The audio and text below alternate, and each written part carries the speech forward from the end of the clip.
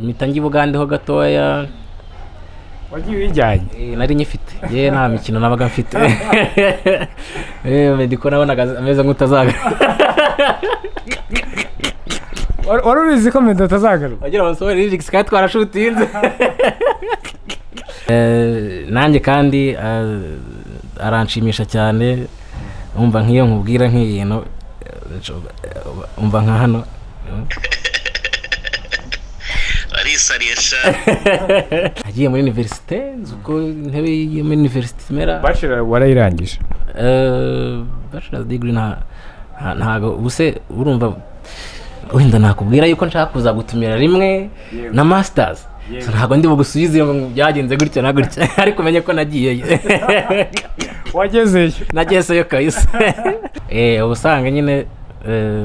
Skizzy afite impuye nyinshi cyane zo kuba yahita mwumva vuba vuba nkawe Skizzy umujyanye icyo gihe dusubije nko muri 2007 ukaba wenda wowe nka Skizzy tukubonye ndi kumwe na Skizzy tugusanza ahantu wowe Skizzy uri kumwe n'iyo gender yindi twashobora kuba tutagutwara iyi mvura yawe iri kugwa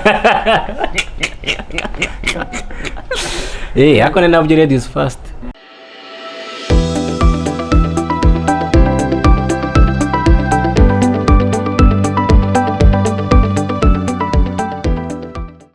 Umunsi mwiza kuri wowe ukurikiye One Nation Radio muri kano kanya nitwa Simeo Muhumuza nk'ibisanzwe uyu munsi One Nation Radio twongeye turatembera muri gahunda yacu yo kukugezaho amakuru abatandukanye abavugwa hirya no hino. Uyu munsi rero twasuye umusore witwa Lil-G n'umuhanzi nyarwanda bimazemo igihe n'imyaka ijya kugera hafi muri 15 amaze akora muzika nyarwanda. Ikindi kandi numwe mu bahanzi bake y'u Rwanda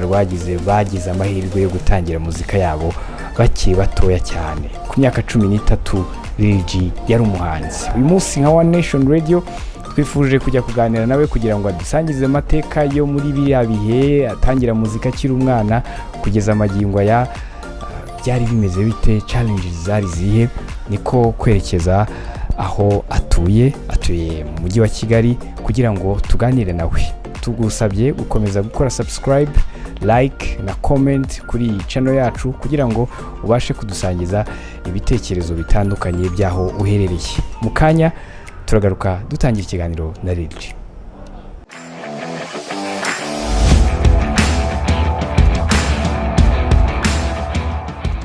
Uyu munsi turi mu gice cy'ubuhanzi tugiye kuganira n'umusore witwa Lil-G. N'umusore umaze igihe muri iyi muzika nyarwanda ndetse akaba yihariye n'amateka yo kuba ari umwe mu bahanzi nyarwanda dufite batangiye umuziki bakiri bato cyane, ariko uyu munsi kugeza amagingo aya amaze kuba umuntu mukuru, afite indirimbo nyinshi, hari n'icyashya yaherutse gushyira hanze yakoranye n'umugabo nawe wayikoze mu myaka yo hambere. Turaza byose kubigarukaho, ariko ntangira muha ikaze bikamabwire ko uyu munsi turi mu rugo iwabo. Lil-G wakoze kuduha karibu bana. Murakoze cyane gushima. Amakuru yawe? Amakuru ni meza kabisa, biragenda turashima. Nshimishijwe no kuba nkubonye nta coronavirus urandura utarajya muri wa mubare. Mfite amatsiko yo kumenya uburyo urimo urashimiramo Imana kuba utari umwe mu babashije wenda gufatwa na kino cyorezo. Ndashima niyo mpamvu nta n'agapfukamunwa nambaye cyangwa se amaga kubera yuko nyine nsanze hano, ariko metero ubu ngubu irimo. So rero n'ukubera twakomeje nyine gukurikiza ingamba batubwiye gukurikiza. So icyo nashimira nyine nuko nanjye nabwo nakwishimira yuko nabashije kubyubahiriza, nkaba meze neza kubwizo mpamvu. Abanyarwanda bari bamaze iminsi 42 bari mu rugo muri gahunda ya guma mu rugo. Wowe wasohotsemo kangahe niba warasohotse? Ntabwo ari kenshi ariko ni nka gatatu cyangwa kane.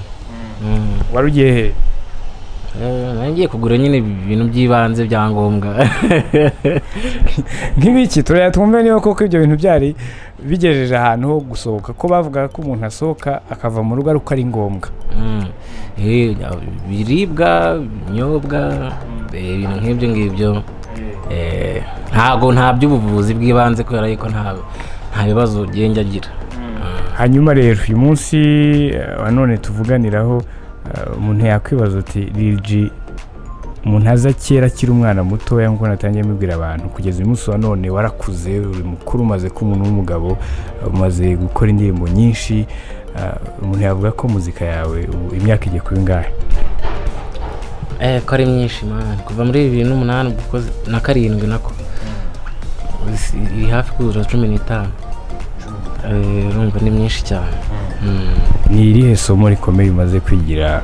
muri iyi muzika nyarwanda nyuma y'imyaka 15? Ni ugukora kubera yuko burya akenshi ibintu dukora bisaba guhozaho. Nk'iyo nicaye nk'uko nguko nkatekereza nkabona ibyo nakoraga muri 2007 uyu munsi byarengereyeho ibindi mpita nyine mbona iyo minsi yose tuzamuka imisozi nta kuryama. Abo twakoranye kwa Rikiriki barabizi, ako sibyo kubwiye ngo yari nka generation ya kabiri.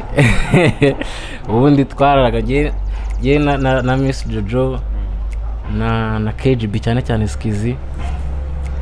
Ni amateka maremare, ni ukuvuga ngo iyo ndebye nyine ibyo byose bitabinyibutsa nyine aho twahereye, nkahita mbona yuko n'ubundi bisaba gukomeza guhozaho. So nta kindi nizo no guhozaho kandi n'ubundi mpozaho, ntekereza yuko ari kimwe mu bimfasha. Ayo mateka rero niyo abantu kenshi bakunze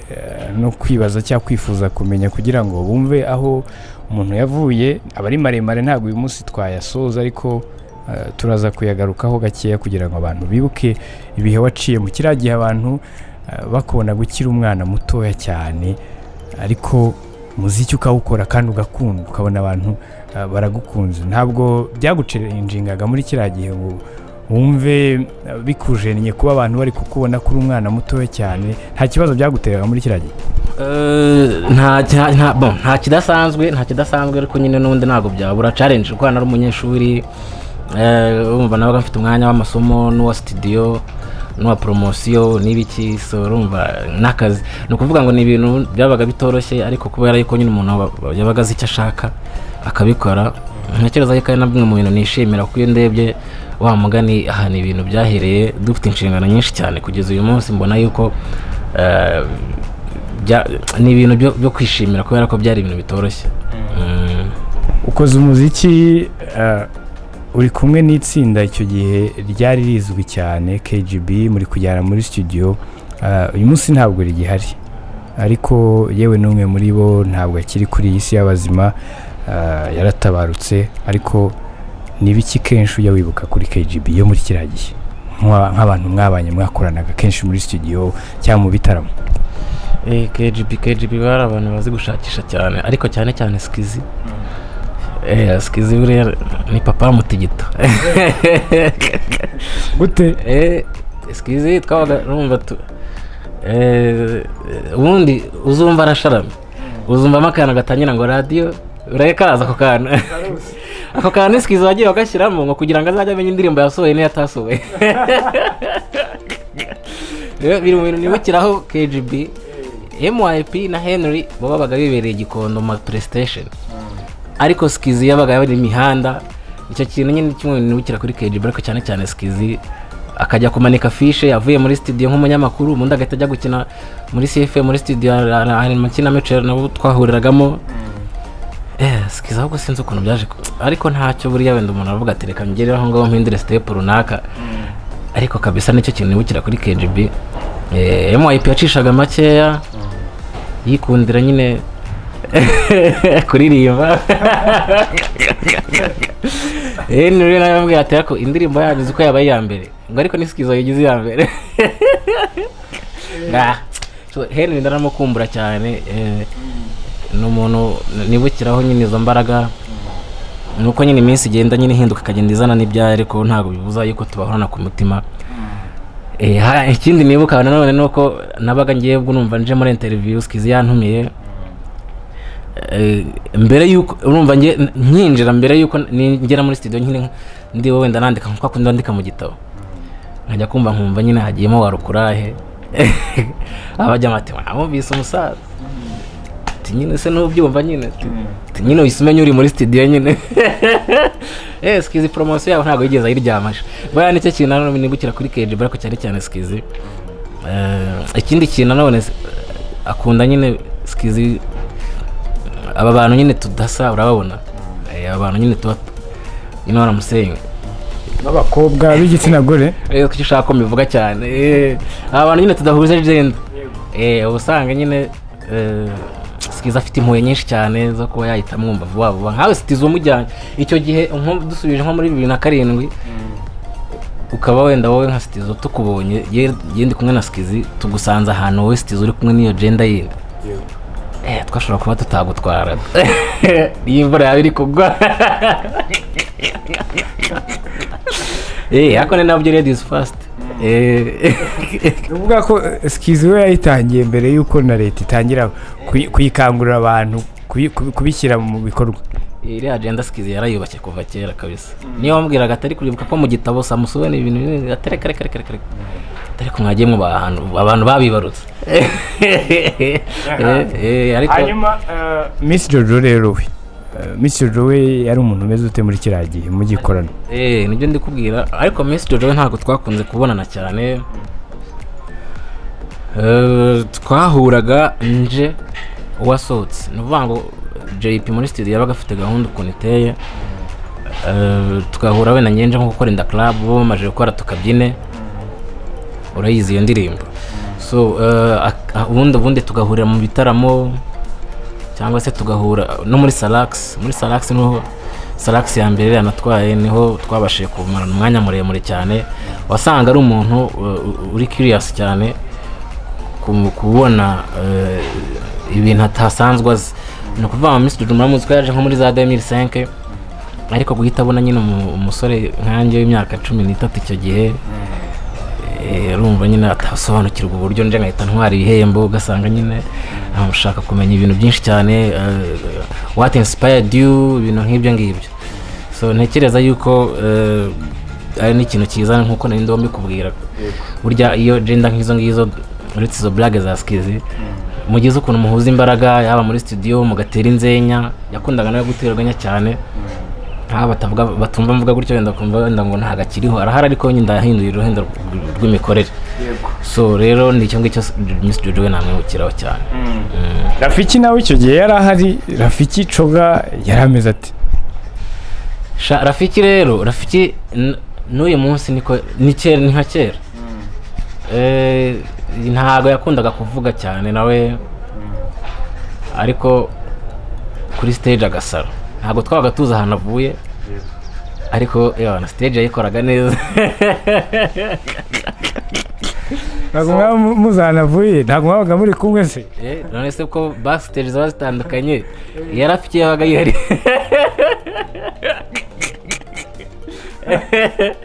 backstage Rafiki abantu benshi bayibandaga ariko n'uyu munsi nyine usanga by the way buriya Rafiki ari mu bantu nawe bagiye bijugunya mu mafana nkuko njya mbikora sinzi niba mujya mubibona ariko ugasanga nyine bitewe n'uburyo buryo yateguye backstage we ntabwo bigenze neza abafana bakamurekura so by the way two n'utuntu tw'inzara nagiye nteraho gake ariko ntabwo bakundaga ubona bo usanga ari abantu nyine baharanira iterambere ryabo batakunda ikintu cyabasenya iyo yari generation ya mbere ntajya nibagirwa ibyo bintu nyine by'izo nzenya to ubwo abo ni abantu mwakoranaga ariko no mu rugendo rwawe watubwiye ko generation yo mu gihe Lick yari akiri naha akenshi iyo umuntu agitangira muzika hari ukuntu usanga aba producer bo muri kiriya gihe n'ubu ntabwo nahamya ko byacitse 100% ariko wenda bisa nk'ibyagabanyutse ariko ugasanga hariho ikintu cyo kubeshya ugasanga waje muri studio yakubeshye arimo arakorera undi wenda bitewe n'uko akurusha izina ugasanga icyo gihe byitwaga ngo nukogosha ubwo nuko kubeshya ntago we byigeze bikubaho cyangwa bagufite wowe abantu bagufasha byihuse akenshi abantu ubundi bababazwa Imana mbabare kubivuga ariko niko kuri je nagiye mfata ibyemezo byanjye urumva bite kuva icyo gihe cyose iyo urebye Lil-G muri uzagugoling 2007 Lil-G icyo gihe atandukanye n'uyu munsi byaje biterwa n'ibyemezo n'inyagendaga mbona akenshi abantu bo muri no industry babaga uzi neza yuko bahuriye kuri defu yo kutaba serious gahunda ugasanga ntago ari serious wenda mu buryo bwo yayipanzemo cyangwa se kubahiriza amasezerano ugasanga nyine harimo ibyo bintu babyitaga kogosha je nagiye icyo gihe mbibona bigatuma mfata ibyemezo byanjye navuga niba muri 2007 nakoraga gutya 2008 ni gutya 2009 ni gutya 10 gutyo kugeza uyu munsi ubwo ndiho kukigira ubu ngubu cyo gufasha abantu ari nabo wenda turaza kubigarukaho ariko ibyo bintu ntabwo byigeze rwose bisa nk'ibigabanuka kugeza ubwo ngewe kizamo umusanzu wanjye kugira ngo mbigabanye wasangaga producer wigeze akweshya Lil-G ntabwo ugiye yambeshyaga ariko nibyo ndi kubwira ko nabonaga abandi nyine ugasanga nka Fireman nyine asubiyeyo gatatu ndi kuri codinga ubwo ni Fireman wawe gutari seriye cyangwa ni producer wese urumva nyine ari Fireman ni wamuhaye gahunda ariko ntabwo ndi buvuge ngo ninde ariko nyawe urabyumva so wabaguzi neza yuko kugira ngo ikintu projet bapanze igomba birangiye mu kwa gatanu uzayitangira nko mu kwa kabiri yego rwose hari ibyo nabonaga urumva nyine bikambabaza ariko nta kundi byari kugenda nese ko ntabwo nari kureka kuri codinga nimba umugabo ngomba gutaha saa sita z'ijoro mbwiye Fireman wenda ngo ari butaye mu kajagari ngo ngwino kwereka twese twagaturi urumva nubwo wenda yari mushya anyways ikaba ari agaciro ariko ntibyahozeho mbibona n'uyu munsi wenda sinzi ariko ugiye ku abo dukorana ngerageza kunoza inzira zanjye hari indirimbo yawe ufite yitwa Agaciro iriya ndirimbo ndashaka ko tuyiganiraho gatumbwire ujya kuyandika byavuye kuki hanyuma expectations cyangwa se ibyo wari uyitegerejemo byaraje cyangwa ahubwo byarenze ibyo wayitegerezagamo ujya kuyisohora byarenze ibyo nayitekerezagamo kubera yuko njya kuyikora kuki ari imbajije byarenze ibyo natekerezaga kuko icyo gihe nari umunyeshuri hari ukuntu abanyeshuri bagiraga amataribre hari taribre rero zatumaga umuntu akora nk'ikintu runaka abenshi baba bagiye bakora impano zo gushushanya yawe yo gufata mikoro ho sinzi ukuntu yagiye kuriya cyane ariko ubundi uwo mwanya nahitaga mfata urupapuro nkaba nakwandika nk'indirimbo so Agaciro rero icyo gihe ndumva ibindi byo wenda reka byihorera gusa icyo nakubwira nuko ndashaka tuganiraho hari impamvu ndashaka kuyimbwiraho story kandi ntekereza ko nta kibazo indirimbo yagiye hanze ariko byaje biti urumva nari ndi kugerageza kwigisha abantu nyine kwihesha agaciro icyo gihe ntekereza yuko ari nacyo kintu cyatumye hitinga mu buryo bwa content yari iriho so buri muntu wese rero n'ubundi wari uriho icyo gihe n'uwaje ayisanga icyo yabonye nicyo indirimbo yatanze ni ukwihesha agaciro ni ukubaha mugenzi wawe so amafamiye menshi cyane akuze imiryango nyarwanda yarayakiriye kandi yakira neza nanjye nyine igira ikimarira mu buryo bwa in and out hari abantu wenda runaka bakuze bakubwira ati iyi ndirimbo ni nziza nyuma yo kwisohoye cyane nuko wenda byose umuntu aba atabivugira hano ariko yabaga yaregereye ni ukuvuga ngo ni indirimbo ubwayo yakoze amateka muri icyo gihe iri nanjye mu ndirimbo zanjye nkunda cyangwa se mbanza kuri stage yongeye kuririmba so yatanze umusaruro haba kuri icyo gihe yaba ubu ngubu no mu gihe kizaza abantu barayishimiye cyane aho turebera umusaruro definition y'umusaruro nk'iriya ndirimbo ubundi hanyuma rero ukoze umuziki indirimbo urazisohoye nyinshi ariko mu ndirimbo zagukoreye muri rusange ugiye kuduha top 5 duha indirimbo 5 zawe z'ibihe byose nka Lil-G nubwo bigoye ku muhanzi ko bafite indirimbo nyinshi ariko indirimbo 5 kuri wowe z'ibihe byose nizihe byangora cyane ariko ngenda ndeba indirimbo bitewe n'amateka yayo ya gatanu buriya nayigira nka nimba umugabo ya kane nkayigira Agaciro ya gatatu nkayigira Agakoni k'abakobwa bitewe n'ibyo yagiye ikora iyo umuntu abasha kwicara nk'uko akaganira nyine kubera ibikorwa by'indirimbo ziba zarakoze anishimye ya kabiri nkayigira Urukundo n'iki iyo ni indirimbo yafashije abantu icyo gihe bari mu bibazo by'urukundo ariko wenda uyu munsi bameze neza nawe urimo kandi ko ndibuka ko twigeze kugirana ikiganiro ukambwira ko nawe hari story ihari ivugwa muri iriya ndirimbo yawe yewe ntabwo nigeze indirimbo zinyerekeyeho naririmbiye abantu so ntekereza yuko rero burya urukundo ruri mu bintu biba bituyoboye ku isi iyo rero mpuguye abantu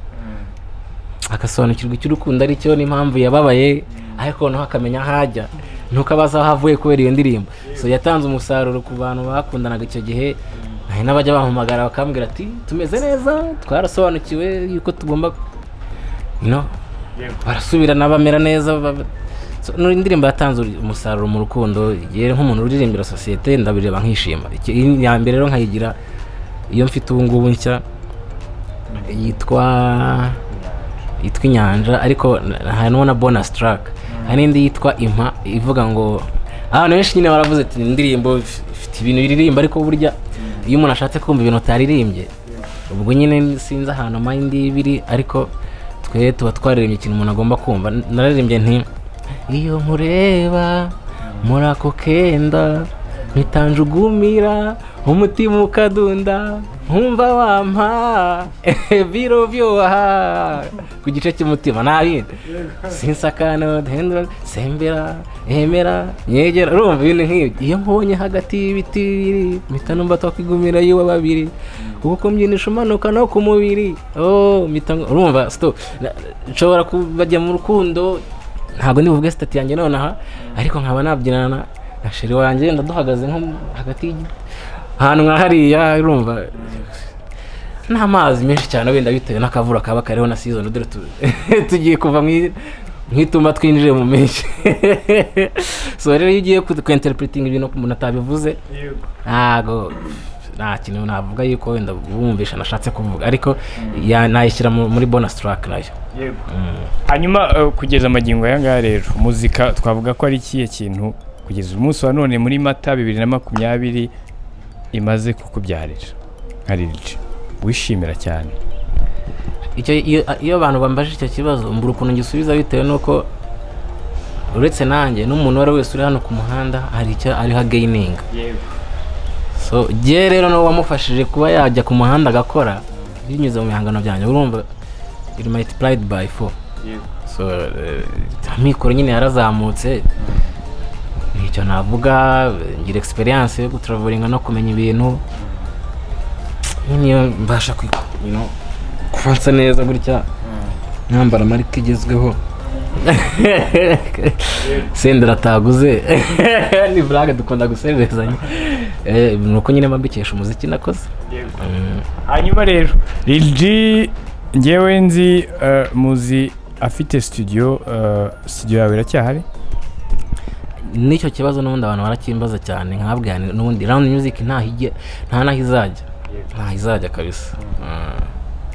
ni ukuvuga ko igihari kuba ntaho izajya iracyahari ni ukuvuga ngo nshobora kutakira wenda umuhanzi runaka bitewe na covid-19 cyangwa se ivugurura ariko iyo hasohokeyemo inyanja iyo nafashije umuhanzi runaka mu izina rya round music nuko n'ubundi hari kandi itazigera igenda so I represent round music kuva yabaho no kuzigera ntago izashira Junior Multi System ni umuproducer waciye muri iriya studio umunsi wa none yagize ikibazo ahura na accident waramusuye Junior ni inshuti yanjye cyane ntago nshobora kureka kumutekereza so abantu n'ubundi barabivuza ati se kuki butamuzanya hano ngo abari muri kumwe banakoramo ntabwo burya ntago bavuze ko batandukanye n'umuvandimwe buri gihe kigira imikorere bigenda bigira system so Junior naramusuye n'uyu munsi turavugana tugatera imisingo ntekereza yuko ari mu bantu adashobora kubaho atamfite kubera imisingo tuba turimo nanjye kandi aranshimisha cyane umva nk'iyo nkubwira nk'ibintu umva nka hano arisarisha rero Junior tubana muri amasaha 24 ku yandi so nta kuntu hari kumusura n'ibyago yagize nabyo ntabwo bigeze biganza imbaraga ze so arahari kandi nawe akomeza kwireka abanyarwanda hanyuma ndashaka kumenya ho gatoya story wenda dushobora kuba tutaramenye cyangwa behind scene y'indirimbo nimba umugabo ni imwe mu ndirimbo zawe zageze ahantu kure, ariko hari ibintu uyu munsi kuri One Nation Radio ushobora gusangiza abakunzi bacu biri inyuma y'amarido y'iriya ndirimbo tutamenye, byumvikanisha uburyo akazi katari koroshye muri kirangiye. Nimba umugabo rero ni indirimbo yababaje abantu bamwe, abandi irabashimisha. Abo yababaje ni abayikozeho cyangwa bagomba kuyikoraho, ishimishwa n'abayibonyemo umusaruro. Niba icyo gihe hari umuproducer ntari buvuga izina bimwe nakubwiraga, wari ushatse wenda kuba yanyumvisha ko tuzakora ku cyumweru kandi ngiye mfite ukuntu mba napanze ibintu ndi bunishyure, ntabwo rwose izo ntoki wacurangisha wenda rikiriki yari kuzibura cyangwa se undi ntangiye umunsi ndikorera nka producer. So nagiye rero kubwizo experience nsa nk'overcoming izo bogamize bashaka kuzana abantu b'icyo gihe. So hari abantu nyine bagomba gukoraho kantu k'aka mastering cyangwa se ari bucurangamo nka gitari cyangwa se yanayicuranzemo ariko atarayimixinga yumva yumva nyine impamvu nibuvuge rikiriki nuko rikiriki yayirangije bataza kugira ngo niwe, ahubwo abo ntari buvuge n'uyu munsi batacyane hari cyangwa se bagerageza kuba baza ariko ntibikunde. Burya mani usubona iyo umuntu agihari ari uwa kera nuko abataratanze imihoho, ibyo bintu nabizi. Abantu baza mani bo bagendaga bamereze nk'abantu, ugasanga uyu munsi uraryamye mu gitondo wumvise umuntu mushya, kandi uwo muntu mushya afite buriya njya nserereza nka medera ngana rwose ndamugarukaho kuko yaje afite uburyo ateza imbere njyana ya R&B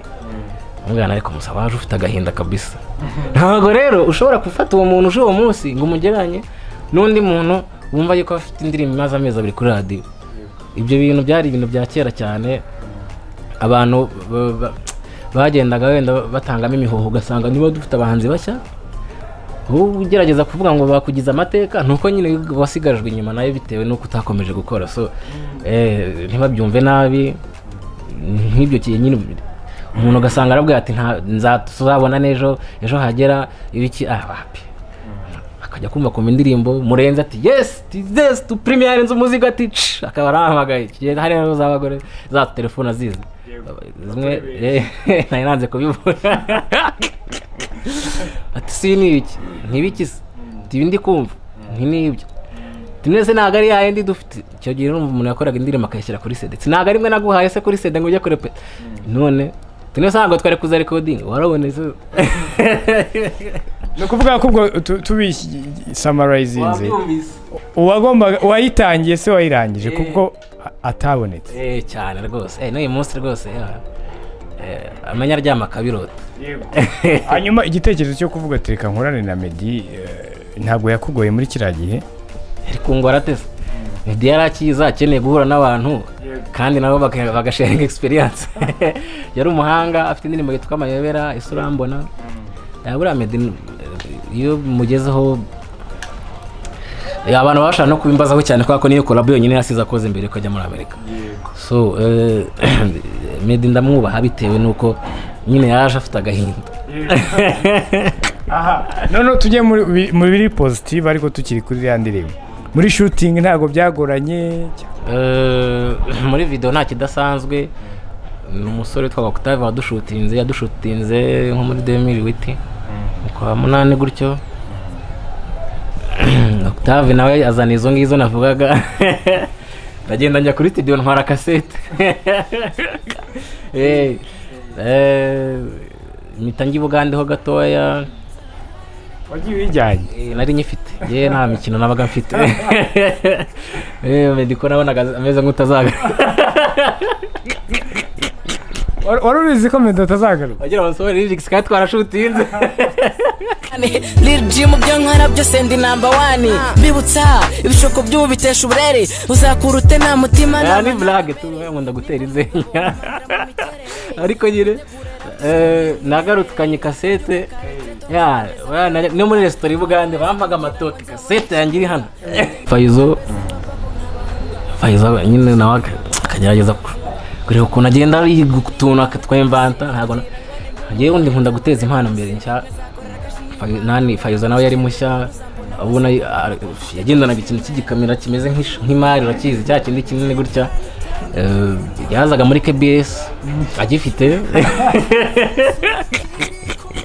nabaga ni Kayuso y'umujyama agomba nawe kuzagira gutya agakora urugo nk'uyu munsi nyine n'umupapa yishimira icyo gikamera twateje imbere aricyo cyamamariye so yahise abirangiza namuhaye ibyo video nani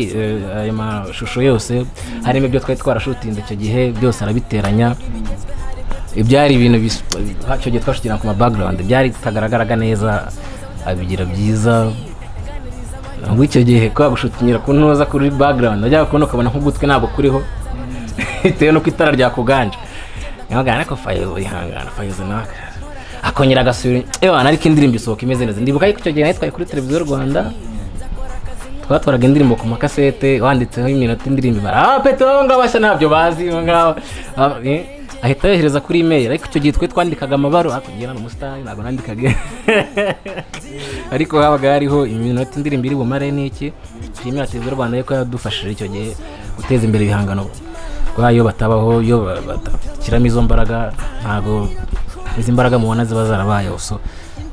nayitwaye icyo gihe kuri TV abantu barayishimira kubita nabibuka yuko kabisa yampesheje ibiraka byinshi cyane kuko ninjye watanga amasoko ajyanye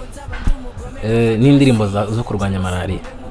harimo abasani nahaye akazi barabizi n'uyu munsi dukorera indirimbo icyo gihe bamere banamati nimba umugabo ariko nitwa Lil-G urumva bitewe n'ukuntu iyo misaruro yose nagiye nkubwira yagize ikintu itanga so bishimira umuntu w'imyaka 70 kugira ngo azafate Lil-G icyo gihe hari n'amatelefone ya LG yaramucanga cyane so ariko bitewe n'ako kazi twagiye dukora umuntu w'imyaka 70 kuva muri 2007 agenda asobanukirwa uriwe kugeza uyu munsi batuzanira abana babo tukabahugura so ni uno musaruro wose hanyuma rero usibye umuziki hari ikindi kintu uri gukora ku ruhande wenda ibyo ngibyo nta nkunda kubivugaho cyane ariko birahari biba bihari ntabwo byabura ishuri ntabwo wakomeje wenda ngo uminuze wongereho ibindi bintu mugabo ubundi giye nkuze nk'umunyeshuri kunda ibintu by'amashuri cyane amashuri nakozeho ku cyo bita bachelor degree reka tubivuge muri blague nabyo kugira ngo ndabizi babajya bo muri za Angleterre bategereje kuzabona akantu nk'aka bakagakata bakagasubiza inyuma bagashyiramo muri guseka ngo ariko ziko bikaze barisariye gusa yamareba nk'umumirwa so je narize kandi kwiga ntibirangira nagiye muri université uko intebe yo muri université mera bachelor warayirangije bachelor degree ntago ubuse urumva bitewe nuko hariho COVID-19 ntago nahita nkubwira ngo ntago nagutumiye kubera yuko nyine wenda nakubwira yuko nshaka kuzagutumira rimwe na masters ntago ndi bugusubize ngo byagenze gutya na gutya ariko menye ko nagiyeyo wagezeyo nagezeyo Kayuso hanyuma rero reka noneho tujye muri babahanzi bashyashya uyu munsi wa none bamaze igihe gito mu muziki ariko ubona ko muzika yabo igenda yakirwa neza muri societe nyarwanda ninde wishimira iterambere rye Rita Ange Kagaju ni byiza iyo appreciatinze ibikorwa by'umuntu mushya nanjye uyu munsi reka mbe nka Skizzy iri agenda rwose ntabwo biba byoroshye so biba byiza rero iyo abantu akenshi byajyaga bifatwa nk'aho mudahuje imbaraga hari ikintu umuntu agiye abagaragariza nko kubyishimira akabatera iyo motivation so ni muri ubwo buryo na Rita Ange Kagaju niba ngiye bari bubirebe amenye yuko inzira ari ndende ariko ahagejeje akora kabisa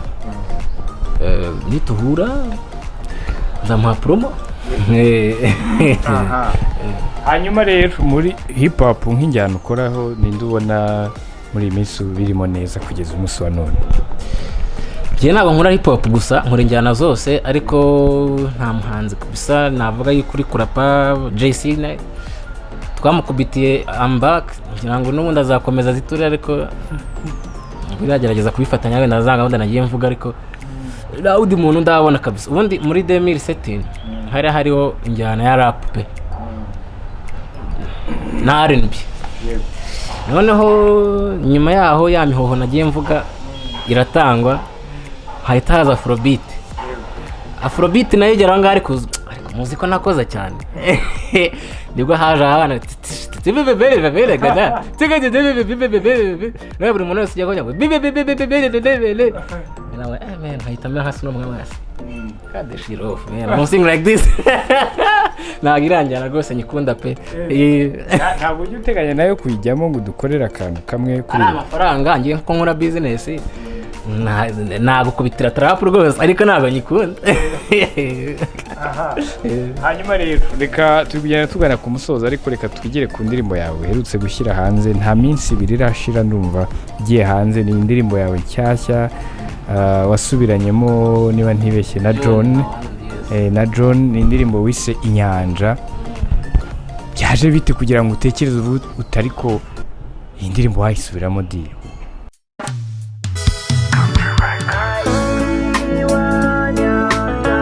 Yeah, man, I was cracking everybody, man. It's a legendary time. The real owner song, John. Lil-G. Sambiri z'igitondo. Ndi mu cyondo imbere y'ikiyaga cya Burera na Ruhondo. Nyuma y'agakoni k'abakobwa na Mavenge Sudi kuza noneho kuri Inyanja byaje bite byo? Inyanja buriya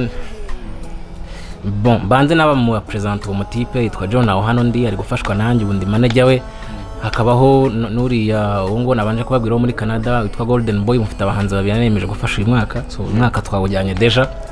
iyo ndirimbo rero yitwa Inyanja kuri John it is the latest hit right now narayumvaga kera ariko ntayizi neza tuza guhura nkabona nyine y'umuntu ababayeho bashima Imana habaho imyidagaduro nyinshi cyane so nabwo gutembere bo kuko gutembera rero nahuye nawe mbona afite inyota cyane yo kuhura nanjye no kuganira nanjye navuga ni why not kuki ntamufasha nkamugarura abantu bakamubona kuko nk'ubu ngundi kumukorera album ye yindi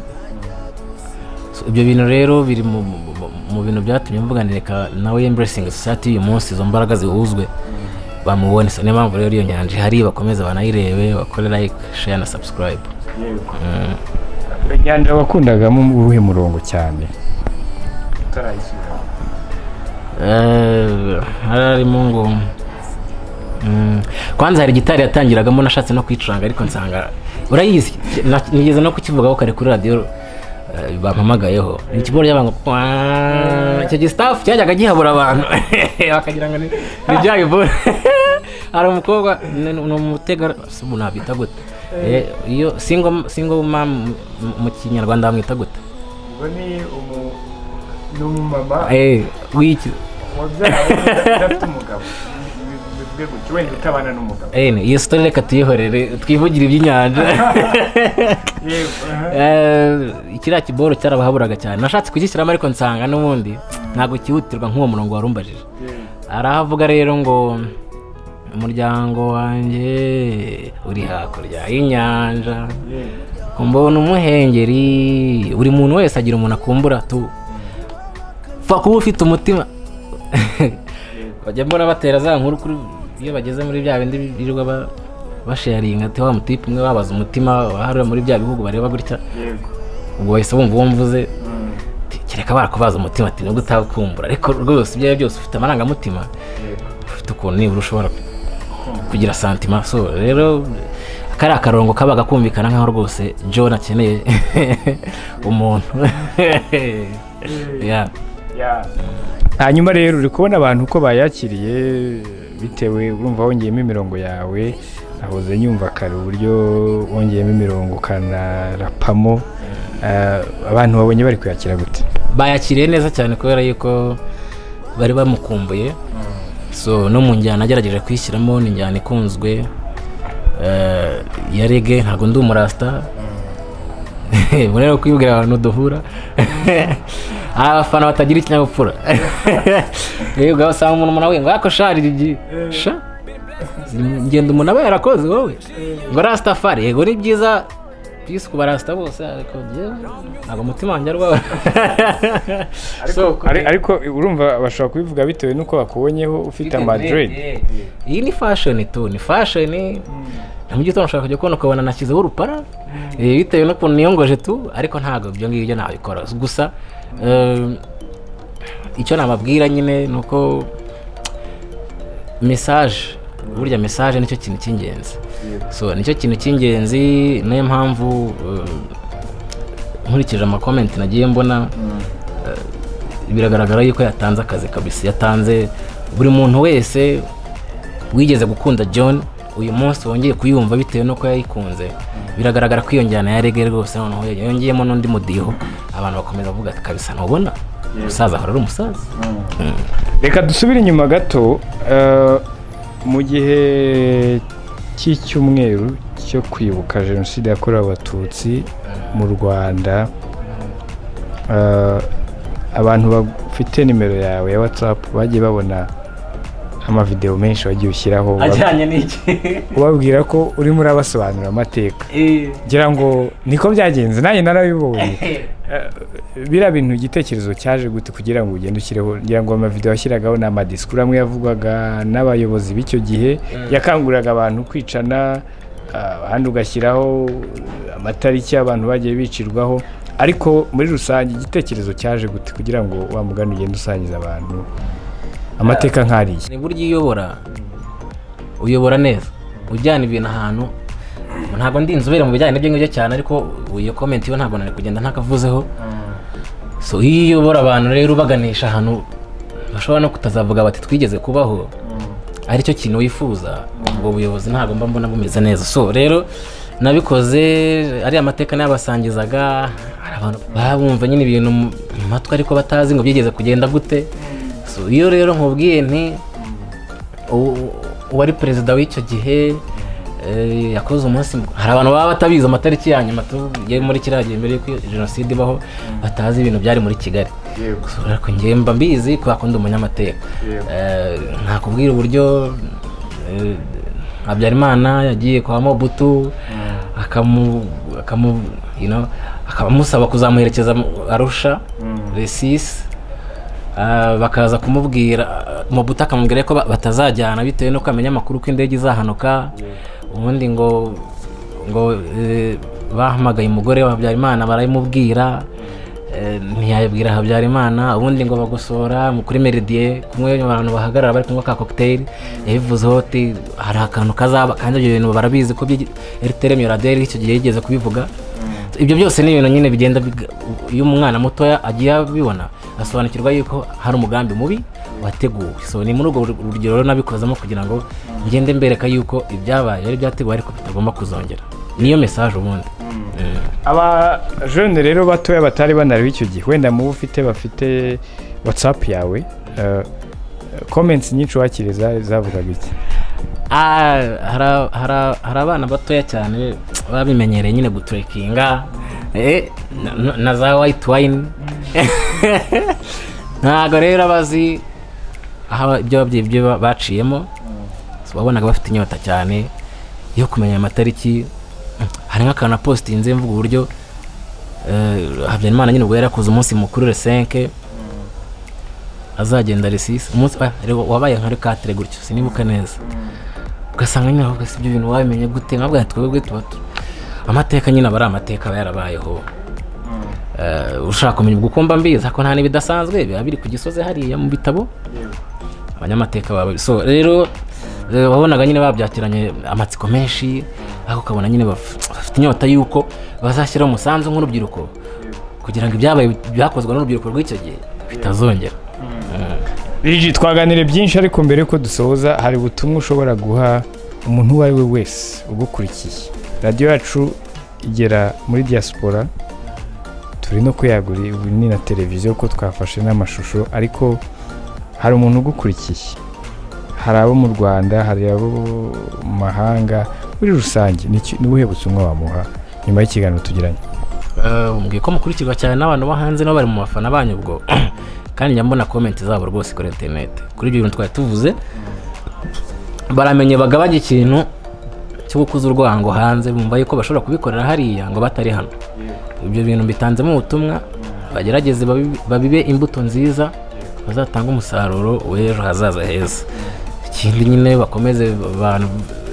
muri rusange bumve inyanja, bayisharinge. Ndumva aricyo nabwira abafana banjye. Urakoze cyane. Murakoze nawe.